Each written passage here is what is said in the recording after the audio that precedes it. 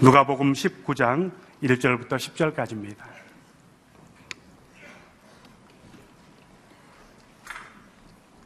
저와 여러분이 한 절씩 읽도록 하겠습니다. 제가 먼저 읽겠습니다. 예수께서 여리고에 들어가 거리를 지나가고 계셨는데 여리고에는 삭개오라는 사람이 있었습니다. 그는 세리장이고 부자였습니다. 삭개오는 예수께서 어떤 분인지 보려고 했으나 많은 사람들 때문에 볼 수가 없었습니다. 그는 키가 작았기 때문입니다. 그는 예수를 잘 보기 위해 먼저 달려가 뽕나무 위로 올라갔습니다. 예수께서 그 길로 지나실 것이기 때문이었습니다. 예수께서 그곳에 이르렀을 때 위를 올려다보며 삭개오에게 말씀하셨습니다. 삭개오야, 어서 내려오너라. 내가 오늘 내 집에서 묵어야겠다. 삭개오는 얼른 내려와 기뻐하면서 예수를 맞이했습니다. 그런데 사람들은 이 광경을 보고 모두 수군거렸습니다. 그가 죄인의 집에 묵으려고 들어갔다. 삭개오는 서서 주께 말했습니다. 주여 보십시오. 제 소유물의 반을 떼어 가난한 사람들에게 주겠습니다. 누군가를 속여 얻은 것이 있다면 4배로 갚아주겠습니다. 예수께서 삭개오에게 말씀하셨습니다. 오늘 구원이 이 집에 이르렀다. 이 사람도 아브라함의 자손이다. 인자는 잃어버린 사람을 찾아 구원하려 왔다. 아멘. 잃어버린 자를 찾으시는 하나님의 은혜라는 제목으로 담임 목사님께서 말씀을 전해주시겠습니다. 함께 기도하겠습니다. 이 새벽에도 하나님의 은혜를 구하고 하나님의 진리 가운데 거하기를 원하는 주님의 백성들 가운데 임재하신 줄로 믿습니다. 다 이해하지 못하는 하나님의 섭리 가운데 고난과 시련 가운데 처해 있을지라도 우리를 향한 하나님의 계획과 사랑이 선한 것이며 또한 우리에게 참된 생명으로 인도하여 주실 줄로 믿습니다. 이 새벽에도 우리에게 주신 은혜가 족한 줄로 믿사오며 우리에게 주신 진리 가운데 승리하게 될 줄로 믿습니다. 우리에게 위로부터 주시는 새 힘과 능력과 지혜와 권능으로 임하여 주시옵소서. 기록된 말씀을 통하여 우리에게 주신 하나님의 음성을 듣게 되기를 원하오니 진리 가운데로 인도하여 주시옵소서. 예수님의 이름으로 기도하옵나이다. 아멘. 날씨가 많이 추워져서 또 감기로 고생하시는 분들도 있습니다. 이렇게 갑자기 날씨가 추워지면 우리 몸의 평소에 건강의 상태가 면역력이 충분했는지 그렇지 않은지가 드러난 것이죠. 날씨가 추워졌기 때문이기도 하지만 그 환경의 문제이기도 하지만 우리 몸 안의 면역력이 문제입니다. 우리 인생에도 언제나 이렇게 견디기 어려운 차가운 겨울과 같은 시련이 다가올 때가 있습니다. 누구나 인생의 겨울은 한 번 이상 만납니다. 그러나 그런 인생의 겨울에 우리의 영혼의 면역력이 강건할 때는 어떠한 추위도 겨울도 이겨낼 줄로 믿습니다. 그 면역력이 뭘까요? 우리 올해 표현 은혜와 진리. 주의 은혜가 충만할 때, 또 주의 진리 가운데 거할 때 우리 모두는 영적 면역력이 아주 강건해서 어떠한 인생의 겨울도 이겨나게 될 줄로 믿습니다. 우리 인생을 계절로 이렇게 비유하면 봄과 가을을 방황하는 기로 그렇게 비유하기도 하죠.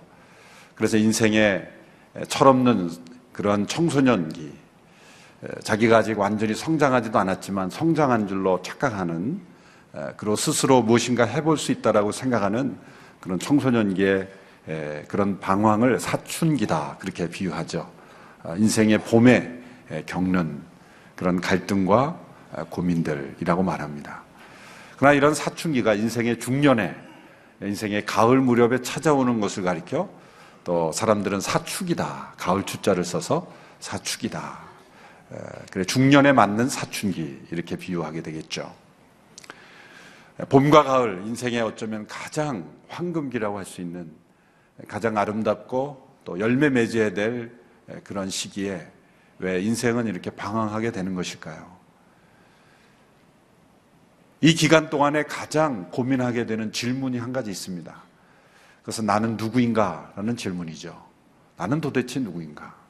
사춘기 청소년들이 표현은 다른 방식으로 하지만 또 그 방황을 다른 방식으로 표현하지만 그 궁극적인 질문은 내가 도대체 누구인가? 그런 의문을 풀려고 그 모든 표현을 하는 것입니다. 내가 누구인지가 만일 사춘기 기간 동안에 해결된다면 그 모든 사춘기는 끝나게 되는 것이죠. 또 중년에 맞이하는 사춘기라고 할 수 있는 사축이, 중년의 위기라고 할 수 있는 것도 궁극적으로는 내가 누구인가가 해결되지 않아서 생기는 문제입니다. 사춘기 때 해결된 것 같았지만 이제 대학에 들어가고 일상생활에 바쁘다 보면 이런 내가 누구인가에 대한 근본적인 질문은 뒤로 하고 그저 사는 일에 급급해서 인생을 살다가 어느 정도 기반이 잡히고 내 삶에 부러울 것이 없는, 혹은 여전히 힘들지만 이제는 이 인생에 또 삶의 세상에 익숙해져서 마음의 여유가 생겼을 때 문득 되돌아보니 내가 누구인지 아직도 해결이 되지 않은 것이죠. 그래서 사춘기에 갈등과 방황이 시작이 되는 것입니다. 그러나 내가 누구인가라는 질문을 던져서 해답을 얻을 수 있는 사람은 아무도 없습니다. 왜냐하면 그 질문 자체가 잘못되었기 때문입니다. 우리 인생은 내가 누구인가를 스스로 깨닫고 정의 내릴 수 있는 존재가 아닙니다. 수많은 철학자들과 또 지혜롭다고 하는 사람들이 인간은 누구인가를 가지고 스스로 규정하고 또 내가 누구인가를 규정할 때 사람들이 가장 좋아하는 대답이 뭔지 아십니까? 나는 나다.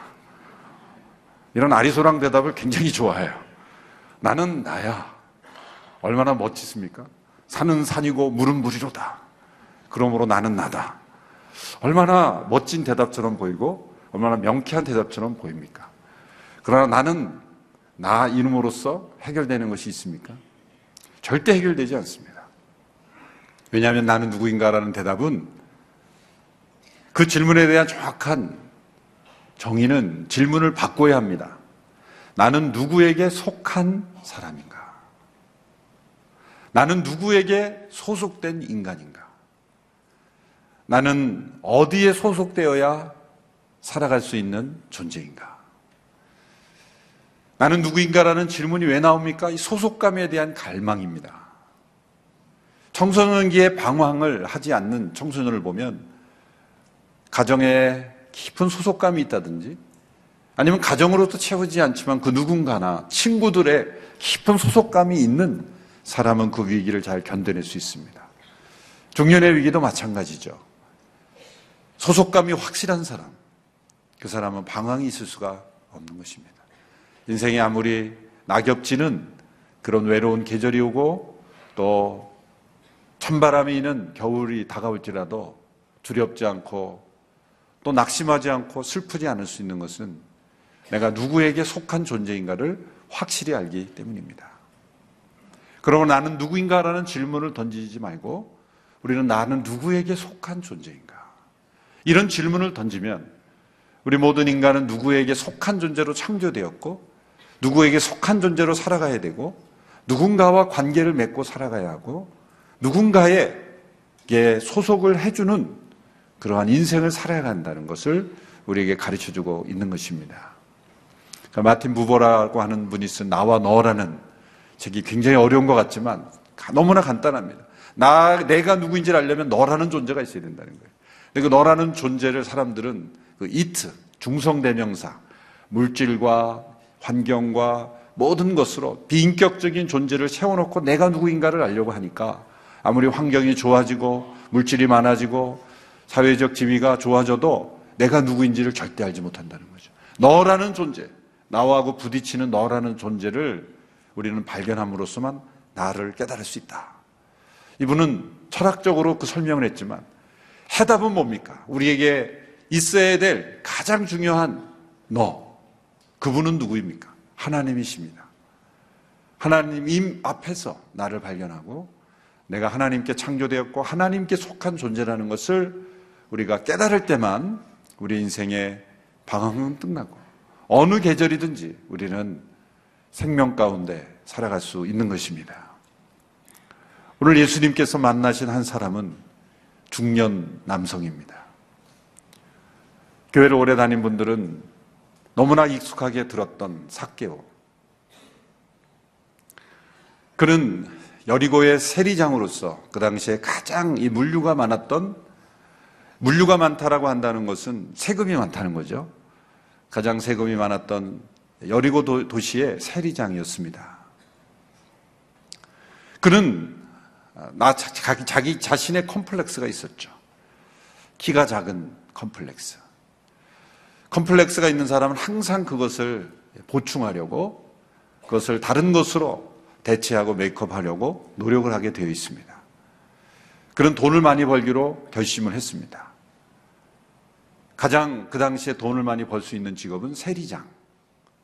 세금을 많이 걷어서 로마에 갖다 주되 그 사이에서 정해진 세금보다 더 폭리를 취함으로써 자기 자신에게 수입을 가져다 주는, 그러한 일을 통해서 내가 돈을 많이 벌면 사람들이 나를 무시하지 못할 것이다 라는 그런 생각에 그는 열심히 세리의 역할을 했습니다. 그의 주변에 사람들이 있는 것 같지만 사실 그 주변에 있는 사람들은 진정 삭개오라는 인간, 삭개오라는 사람 자체를 좋아하고 사람 자체와 관계를 맺는 사람들이라기보다는 그가 가진 위치, 또 그가 가진 돈, 그가 가진 로마 제국과의 관계 때문에 있는 사람들 뿐이었습니다.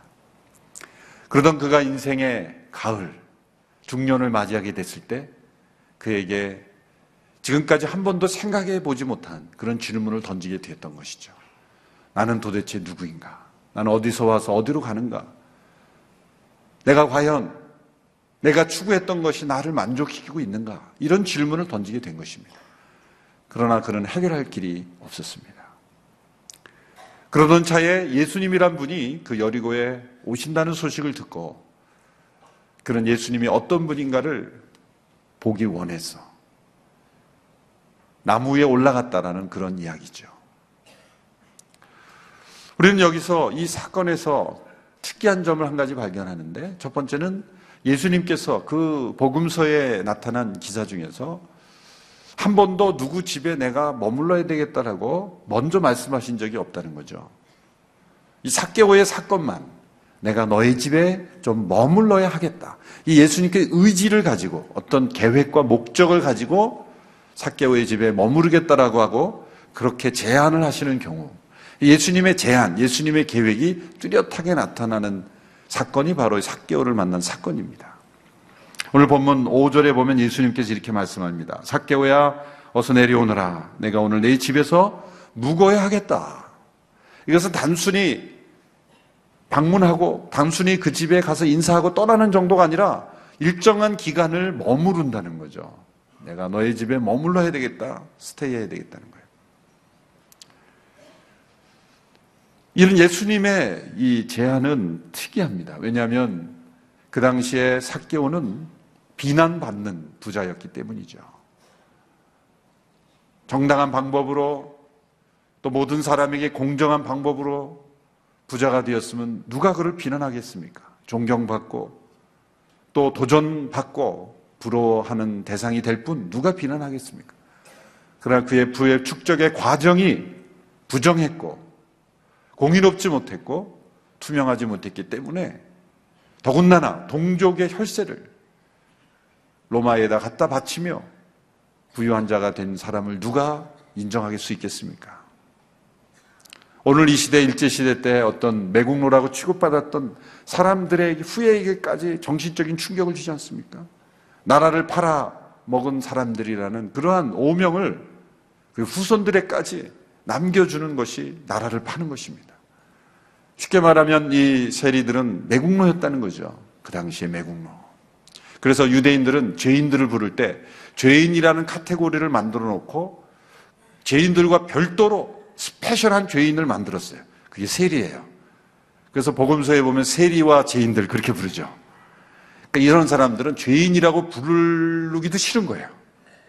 그래서 아주 스페셜한 죄인으로 세리와 죄인 이렇게 그 당시에 가장 그 사람들이 싫어하는 사람들 분류할 때 세리와 죄인으로 그렇게 구별을 했다는 거죠.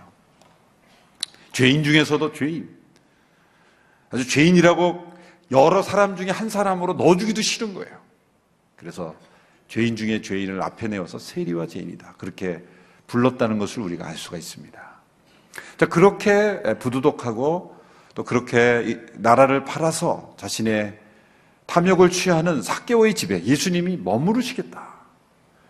뭔가 그 예수님 주변에 있는 사람들 혹은 예수님에게 어떤 기대를 가지고 있는 사람들에게는 이상한 일입니다. 이래서는 안 되는 거죠. 그래서 7절에 보면은 사람들이 이 광경을 보고 수군거렸다 그랬습니다. 7절을 보십시오. 그런데 사람들은 이 광경을 보고 모두 수군거렸습니다. 그가 죄인의 집에 묵으려고 들어갔다. 예수님이 삭개오가 그런 사람인 줄 몰랐다라고 말하는 그런 사람이 아니죠. 그저 내가 묵을 곳이 필요해서 도움을 요청했는데 나는 그가 그런 나쁜 사람인 줄 몰랐어.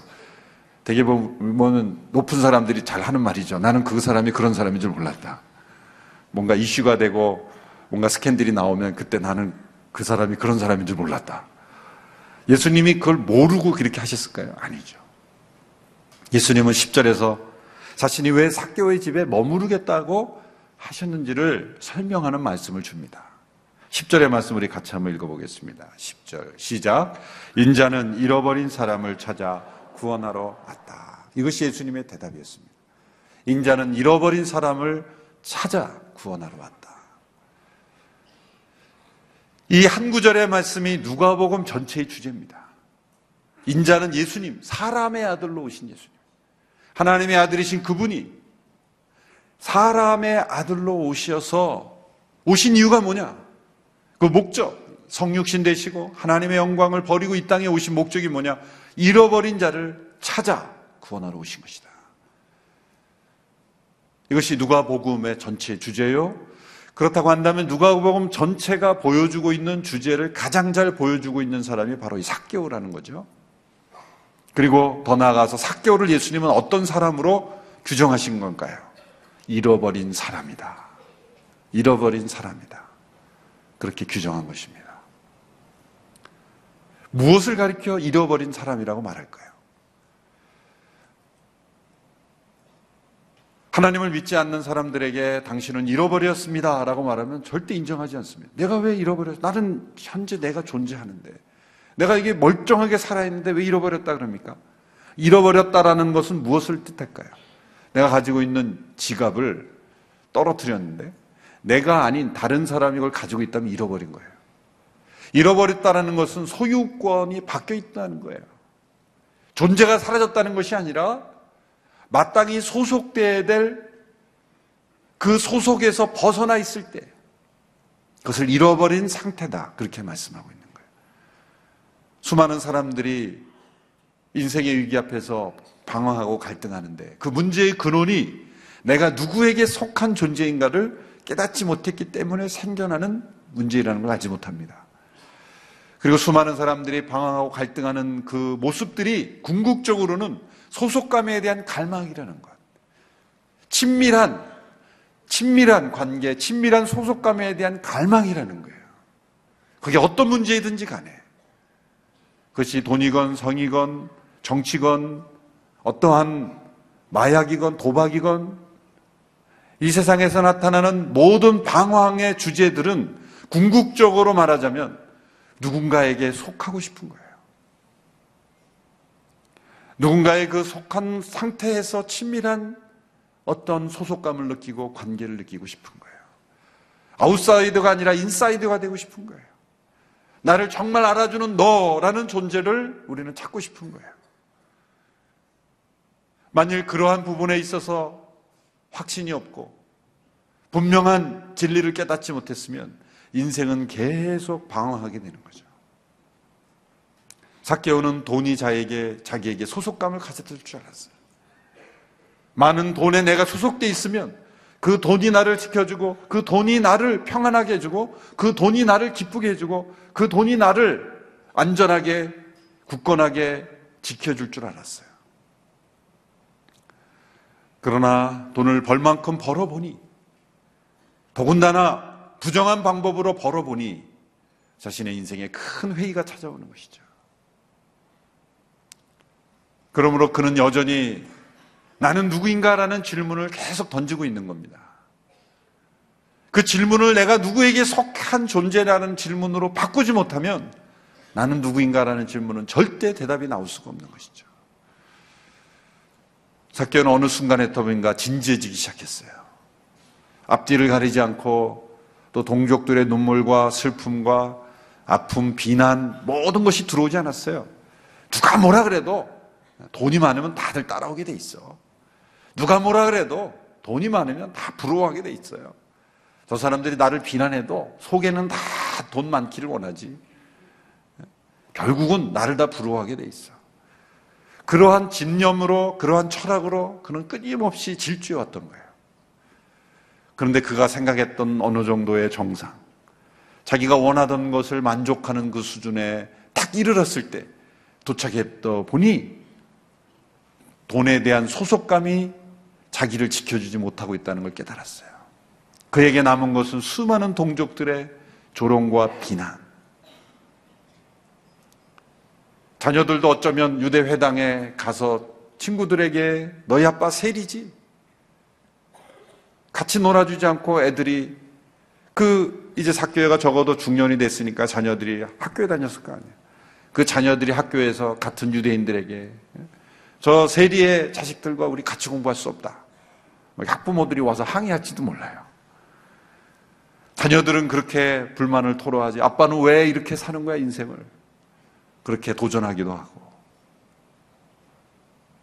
자기 주변에 친구라고 생각했던 모든 사람들은 앞에서는 굽신거리지만 뒤에 가면 같이 욕하는 사람이라는 걸 들려올 때 도대체 한 사람도 믿을 사람이 없고 신뢰할 만한 사람이 없다고 느껴질 때 이 삭개오가 인생의 사춘기를 경험하게 되는 것입니다.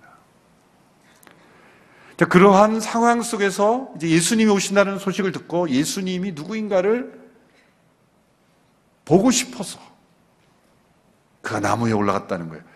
그러니까 이런 배경 속에서 삭개오가 우리 삭개오 이야기를 들으면 철없는 어린아이가 예수님이 왔대, 인기 연인이 왔대 그래가지고 그 담장 위에 올라가고 전봇대 위에 올라가고 그런 것으로 이렇게 생각하시면 안 돼요. 이 삭개오는 철없는 아이들이 아닙니다. 놀다가 누가 왔대 그래서 할 일 없어서 이렇게 올라가서 예수님 보려고 그런 게 아니에요. 삭개오는 세리장이라는 위치를 생각하면 적어도 중년입니다. 만연한 중년입니다. 여러분, 어떤 이 동부 이천동에 유명한 연예인이 지나간다 그래서 했는데 이 유명한 알려져 있는 중년 공직자가 보려고 전보산대 올라가 있다고 생각해 보세요. 사람들이 너무 많아가지고 볼 수가 없어요. 그래서 전보산대 올라가서 전봇대 올라가서 이렇게 보고 있다고 생각해 보세요. 이상한 모습이죠? 이상한 모습이에요. 이 중년에 알려진 세리장이 왜 나무 위에 올라갔겠냐는 거예요. 그것 자체가 이미 삭개오의 어떤 위기에 빠져 있다는 걸 보여주는 거예요. 인생의 사춘기를 경험하고 있다는 걸 보여주는 거예요. 뭔가 갈등하고 있다는 거예요. 뭔가를 찾고 있다는 겁니다. 뭔가를 찾고 있다는 거예요. 지금까지 돈을 찾았던 그가 이제 많은 돈을 벌었지만 이제는 그 방향을 바꿔서 무엇인가에 갈망하고 있다는 거예요. 그 갈망은 뭡니까? 그가 돈을 찾았던 갈망의 원인과 똑같은 겁니다. 그 소속감에 대한 갈망이에요. 내가 누구인지를 가르쳐줄 그 대상을 찾고 있는 거예요.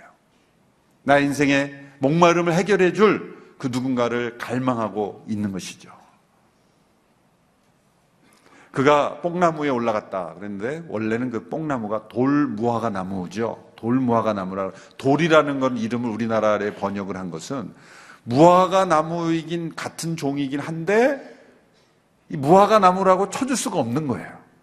그냥 열매가 너무 쓰고 맛이 없고 상품 가치가 없기 때문에 사람들이 찾지 않기 때문에 앞에 돌이다 이렇게 붙인 거예요. 그래서 아이 중에서 그냥 평범하지 않게 살아가는 아이를 돌아이라 그러잖아요, 우리가. 열매가 없다는 거예요. 열매가 없어요. 맛이 없다는 거예요.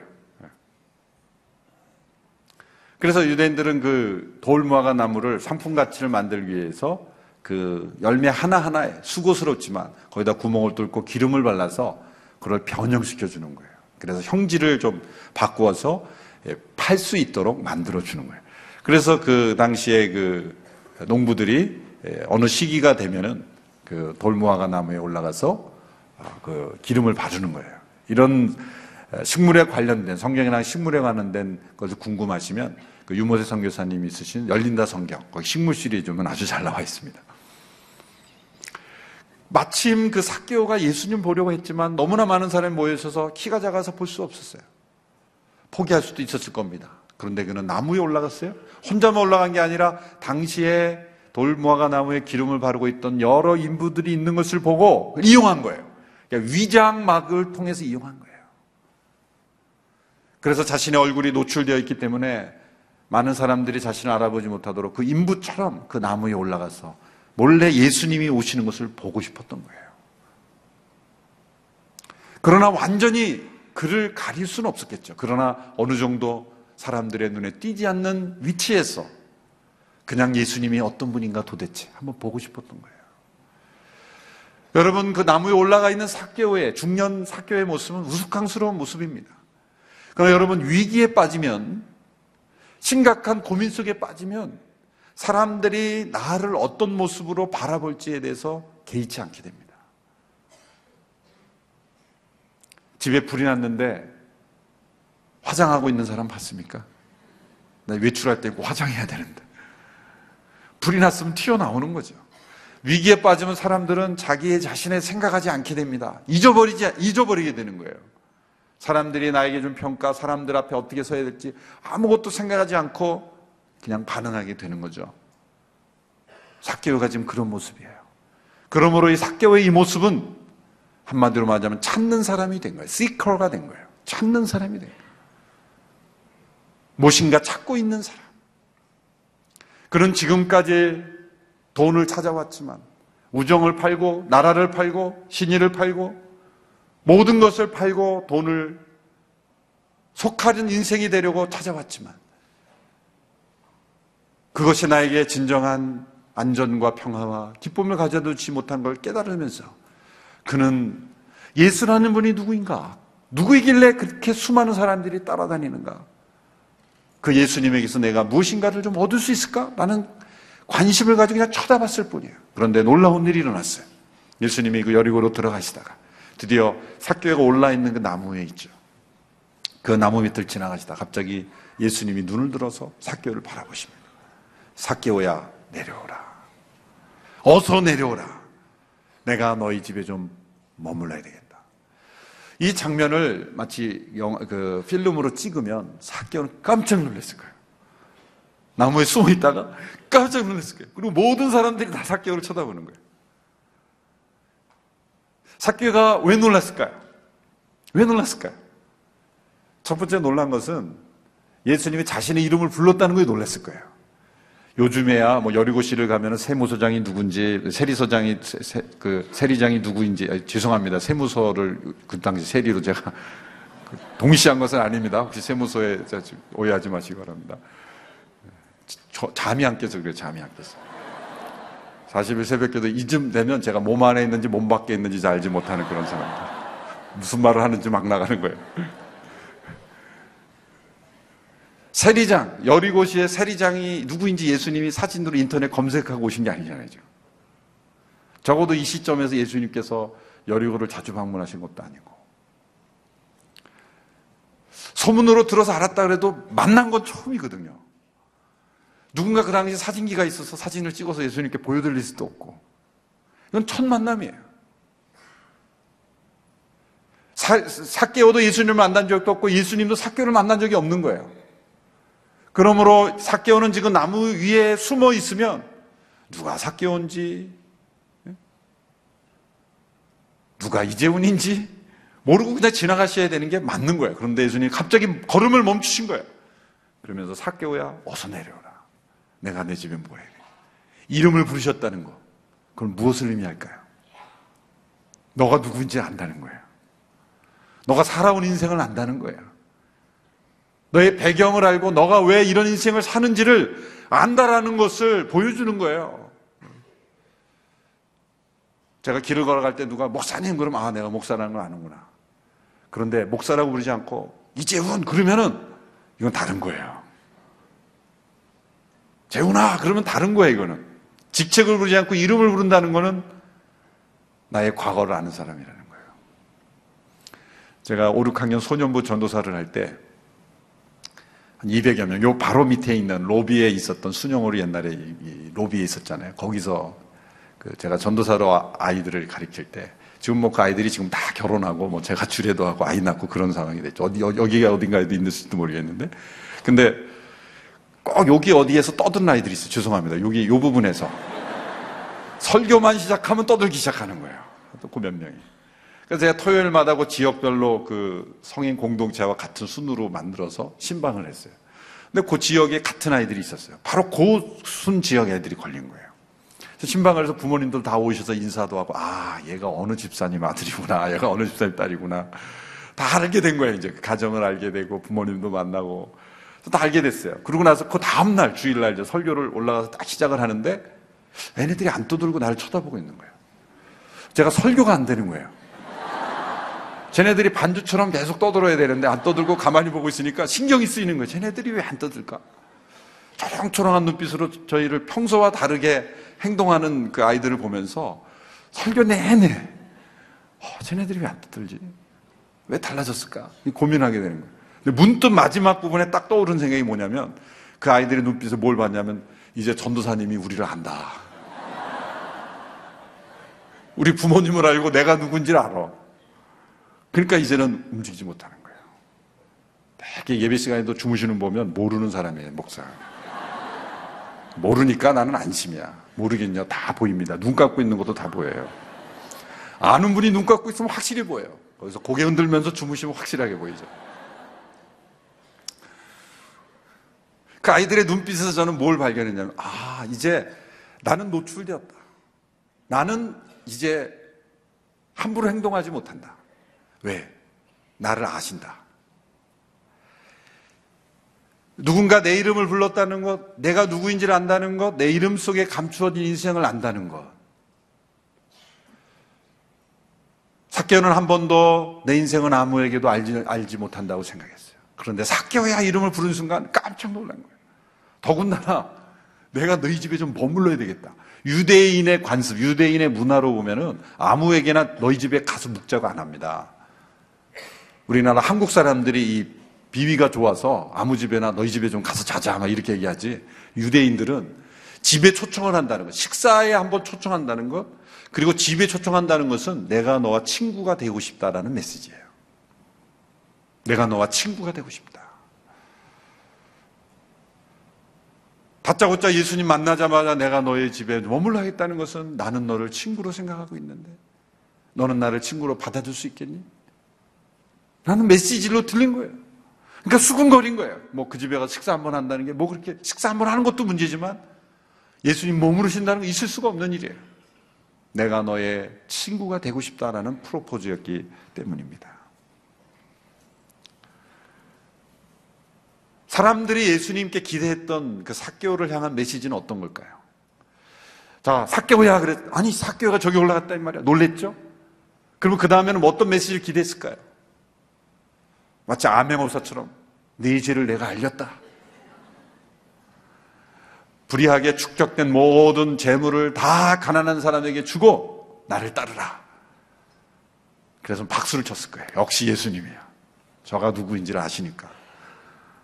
진리를 전해주기를 원했던 거예요. 네 죄를 알렸다. 너는 부정한 사람이야.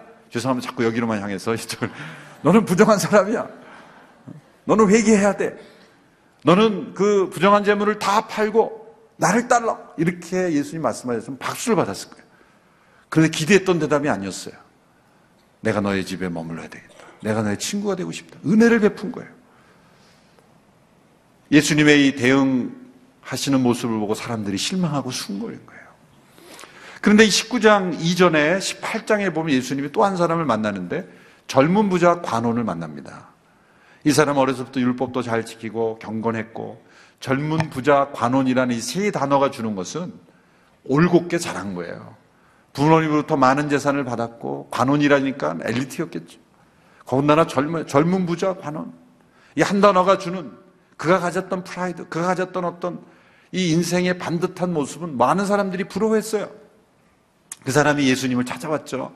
내가 어떻게 하면 영생을 얻을 수 있겠습니까? 이 사람은 몰라서 질문한 게 아니라 자기의 지식을 과시하고 싶어서 질문한 거예요. 예수님 다 아시죠? 그 율법에 뭐라고 돼 있느냐? 예, 이렇게 돼 있습니다. 하나님을 사랑하고 이웃을 사랑. 너 다 알잖아. 그대로 행해. 그랬더니 또 뭐 하는 말? 넌 다 행했는데요. 그래, 근데 너에게 한 가지 부족한 것이 있어. 내가 가진 재산을 다 팔아서 가난한 사람에게 주고 나를 따르라 그랬어요. 그랬더니 이 사람이 근심하여 돌아갔다 그랬어요. 예수님 무엇을 본 겁니까? 이 사람은 종교적으로, 율법적으로 완벽할 정도로 추구했지만, 모든 사람이 흠잡을 데 없는 인생이었지만, 인생의 주인이 돈이었던 거예요. 그것은 아무에게도 알려지지 않았던 겁니다. 예수님은 그걸 지적하신 거예요. 진리를 먼저 말씀하신 거예요. 너 다 좋은데, 너 완벽해. 그런데 단 한 가지 부족한 것이 있어. 그게 뭐냐면, 넌 아직 인생의 주인이 돈이야. 너는 아직 돈에 속한 인생이야. 그러니 주인을 바꾸지 않으면 영생을 얻을 수가 없어. 주인을 바꿔야 돼. 그래서 다 팔고 나를 따라봐. 나를 주인으로 삼아봐. 그럼 너에게 새로운 생명의 길이 열릴 거다. 주인을 바꾸기 싫은 거예요. 자기가 주인이고 돈이 주인인 인생을 여전히 살면서 영생을 액세서리로 얻기 원한 거예요. 믿음의 생활을 액세서리로 받기를 원했던 거지. 자기를 더 포장하고 멋있게 하는 그런 액세서리로 더 하기를 원했던 거예요. 우리의 신앙생활은 액세서리가 아닙니다. 주인을 제대로 주인 되게 하는 겁니다. 그런데 이 청년은, 젊은 부자 관원은 주인을 바꾸기 싫었던 거예요. 그래서 돌아간 거예요. 보십시오. 이 젊은 부자 청년 관원에게 만일 예수님이 이 질문을 정반대로 했다면 사람들은 굉장히 호응이 좋았을 거예요. 젊은 부자 청년 관원에게 내가 내 집에 좀 머물러야 되겠다. 그러면 사람들이 이게 맞는 거예요. 나이도 비슷하시고 또 모든 사람이 존경한 젊은 부자 관원이니까 예수님이 그 집에 머무르고 그 사람의 친구가 된다는 건 너무나 잘 어울리는 거예요. 아, 예수님이 참 사람 잘 만나셨어. 그리고 삭개오에게는 내가 내 죄를 알렸다. 내 모든 재산을 다 팔아 가난한 자가 나를 따르라 그랬으면 아, 예수님 제대로 되셨다. 예수님 거꾸로 말씀하신 거예요. 젊은 부자 관원에게는 진리를 먼저 말씀하셨어요. 다 팔고 나를 쫓으라 그러고, 삭개오에게는 진리가 아니라 은혜를 먼저 말씀하시는 거예요. 내가 너의 친구가 되고 싶다.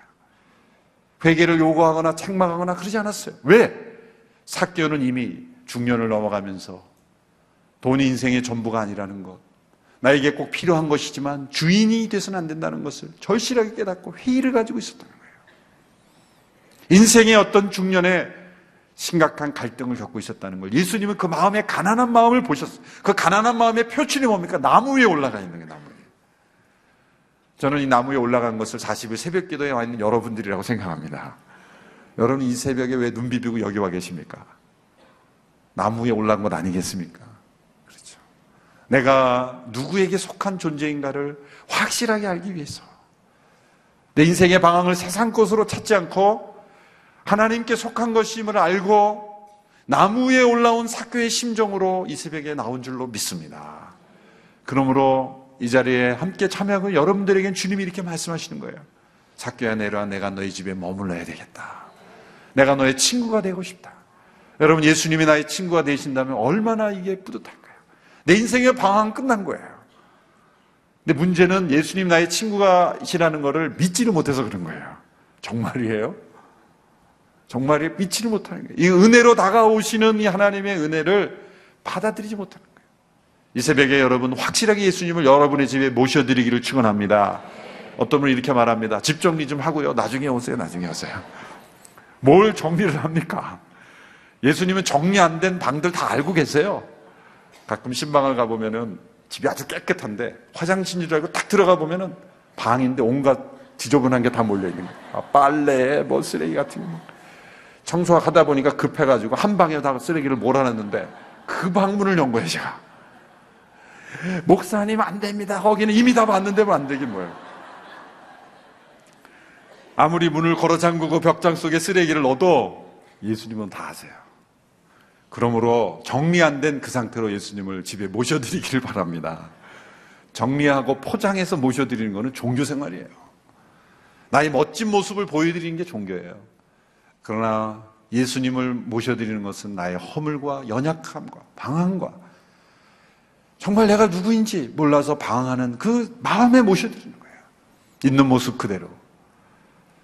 그 방황하는 인생의 주님은 찾아오시기를 원하시는 거예요.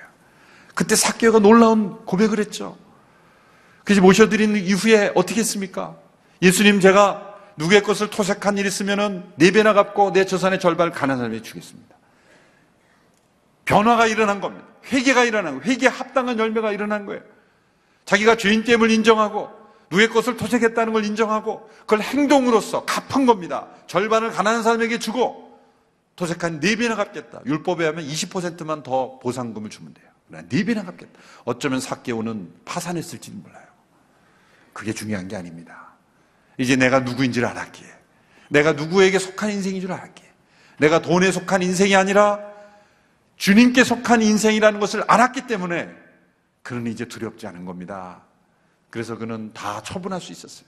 어쩌면 세리장의 직업도 처분했을지도 모릅니다. 그리고 그는 그와 잘못된 관계를 맺었던 모든 사람들을 청산하고 새로운 인생을 살아가기 시작했다는 거예요. 그의 인생의 목적이었던 돈으로부터 자유하게 됐다는 거예요. 여러분, 자유란 뭡니까? 무엇인가를 할 수 있는 게 아니라 무엇인가를 그만둘 수 있느냐예요. 무엇인가를 스탑시킬 수 없다면 그건 종이 되어 있는 거예요.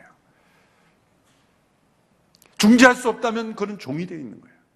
그는 돈이 우상이었던 그의 인생에서 중지할 수 있었다는 거예요. 자유케 되었다는 거예요. 왜? 내 주인이 누구인지를 알았기 때문에, 그리고 그 인생의 주인이 나에게 친구로 찾아왔기 때문에 그의 인생은 변화된 것입니다. 예수님이 그에게 말씀하십니다. 9절 10절에서 이렇게 예수께서 삭개오에게 말씀하셨습니다. 오늘 구원이 이 집에 이르렀다. 이 사람도 아브라함의 자손이다. 인자는 잃어버린 사람을 찾아 구원하러 왔다. 오늘 이 새벽에 주님을 찾는 자로 이 자리에 왔습니다. 잃어버린 자가 아니라 찾는 자가 되었던 하나님의 은혜의 손길이 있다는 것입니다. 주님 앞에 찾는 자로 나왔을 때 나무 위에 올라온 삭개오를 그의 친구로 맞이해 주신 것처럼 우리 모두의 진정한 친구로 우리를 되찾아 주신 줄로 믿습니다. 우리 모두는 다 잃어버렸었지만 그러나 찾는 자로 인도해 주셨고 이제는 주님을 만나 구원받은 자로, 잃었던 생명을 찾은 자로 우리를 다시 찾아주신 줄로 믿습니다. 주님이 여러분의 친구가 되십니다. 그 친구와 동행하는 한 해가 되기를 주님의 이름으로 축원합니다. 이 찬송을 함께 부르고 마치기를 원합니다. 주 예수 내가 알기 전 날 먼저 사랑했네. 그 크신 사랑 나타나 내 영혼 거듭났네. 주 내 마음에 늘 계시고 나 주의 안에 있어 저 포도비유 같으니 참 좋은 나의 친구. 예수님이 나의 좋은 친구 되심을 우리가 함께 고백하며 이 찬송을 함께 부르고 마치기를 원합니다. 주 예수 내가 알기 전, 주 예수 내가 알기 전 날 먼저 사랑했네.